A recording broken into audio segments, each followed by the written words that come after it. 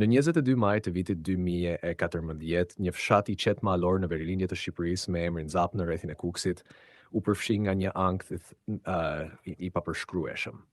Ajo ditë pranverore që nisi si çdo ditë tjetër për banorët e thjeshtë të atij komuniteti, u kthye në një makt pafund për familjen Mata dhe më pas për gjithë Shqipërinë. Vajza 6 vjeçare, Bleona Mata, doli për të luajtur në fushat e fshatit dhe nuk u kthye më kurrë. Zhdukja e saj mbeti mister, një plagë e hapur për nënën, baban dhe për gjithë opinionin publik që ndiqte çështjen për vite me radhë. Sipas dëshmisë së familjarëve dhe fëmijëve, Bleona ishte duke luajtur me disa fëmijë të tjerë në kodrën përballë shtëpisë. Në një moment, fëmijët u kthye në shtëpi, por Bleona nuk kthye bashkë me ta. Nëna e saj e shqetësuar, doli menjëherë për ta kërkuar. Më vonë, u njoftuan policia dhe autoritetet lokale. Kërkimet nisën brenda pak orësh, por nuk sollën asnjë rezultat. Fusha, përrojnë, malet përreth dhe çdo shteg I mundshëm u kontrollua nga forca të shumta policore, ushtarake, vullnetare dhe familjarë. Por trupi I saj, rrobat apo ndonjë send që I përkiste nuk u gjetën kurrë. Si mund të zdukej një vajzë në mes të ditës pa lënë asnjë gjurmë? Shqipëria u trondit. Çdo ekran, gazetë dhe portal mediatik pasqyroi lajmin. Askush nuk mund ta besonte që një vajzë e vogël në një zonë ku çdo gjë shihet dhe dëgjohet mund të humbiste pa lënë pasas edhe një fije shprese. Njerëzit filluan të pyesnin, a ishte një aksident, a u rrëmbye, apo ndodhi diçka shumë e errët. Autoritetet nuk dhanë përgjigje të qarta, që në fillim drejtuesit e hetimit sugjeruan se Bleona mund të ishte larguar në ndonjë drejtim të panjohur dhe kishte humbur në terrenin e vështirë mallor. Madje u përhap hipoteza se mund të ishte sulmuar nga kafshët e egra. Por familjarët e hodhën poshtë këtë version me argumentin se Bleona nuk kishte shkuar kurrë më larg se fushat afër shtëpisë dhe se ajo nuk do të largohej vetëm. Për më tepër, mungesa e çdo gjurme të trupit, veshjeve apo gjakut, e bënte pothuajse të pamundur skenarin e një sulmi nga kafshë. Pas disa ditësh, një pistë tjetër filloi të përmendej gjithnjë më shumë, ajo e rrëmbimit. Ishin të shumta rastet në Ballkan ku fëmijë ishin rrëmbyer për qëllime trafikimi. Mundësia që Bleona të ishte marrë nga dikush që e njihte zonën dhe të ishte larguar përtej kufirit me Kosovën apo Maqedoninë nuk ishte e papërfytyrueshme. Për këtë arsye, u përfshin edhe autoritetet e vendeve fqinje në kërkime. Por prap rezultatet ishin zero. Nuk kishte asnjë pamje, asnjë dëshmi konkrete, asnjë provë që ta çonte hetimin përpara.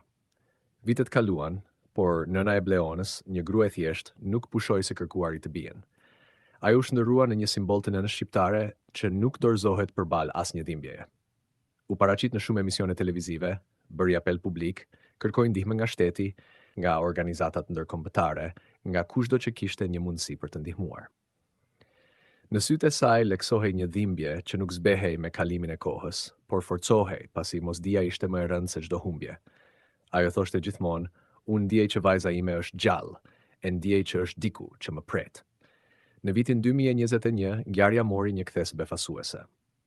Një qytetare shqiptare që jetonte në Gjermani u paraqit në një emision investigativ dhe deklaroi se kishte parë një vajzë që I ngjante shumë Bleonës. Sipas saj, vajza ndodhej në një komunitet shqiptarësh të mbyllur dhe nuk kishte kontakte me të huaj. Ajo përshkroi vajzën me detaje të ngjashme me ato të Bleonës. Lajmi bëri e honë. Nëna e Bleonës u nis menjëherë drejt Gjermanisë, shoqëruar nga media dhe me shpresën se pas kaq shumë vitesh do të përqafonte vajzën e saj. U bë një analizë e ADN-së dhe gjithë Shqipëria priste me frymë të mbajtur rezultatin. Por zhgëngjimi ishte I thellë. Analiza rezultoi negative. Vajza që ishte parë nuk ishte Bleona. Megjithatë shpresa nuk u shua. Nëna e Bleonës deklaroi se kishte marrë informacion nga burime të tjera edhe më të forta që tregonin se Bleona mund të ishte në ndonjë vend tjetër evropian, por mbahen të fshehura për arsye të panjohura. Ajo vazhdoi të shprehej e bindur se një ditë e vërteta do të dalë dhe vajza e saj do të kthehet. Në rrjetet sociale dhe forume të ndryshme, njerëzit ngritën teori të shumta. Një pjesë beson se Bleona është vrarë në ditën e zdukjes dhe trupi I saj është fshehur me kujdes. Ka edhe nga ata që mendojnë se ajo është rrëmbyer nga ndonjë person që e njihte, ndoshta për qëllime të errëta, dhe është mbajtur në izolim për vite me radhë. Ka gjithashtu edhe nga ata që besojnë në skenare më të errëta, përfshirë rrjetet të trafikimit ndërkombëtar, që veprojnë në heshtje dhe me ndihmën e rrjeteve të fuqishme. Por asnjëra nga këto teori nuk ka prova konkrete.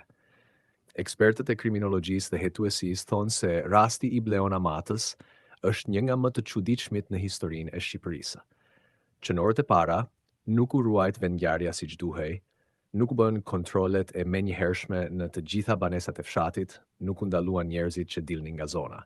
Një gabim hetimor që mund të ketë kushtuar shumë. Si pasojë, çdo ditë që kalonte, mundësia për të zbuluar të vërtetën zvogëllohej.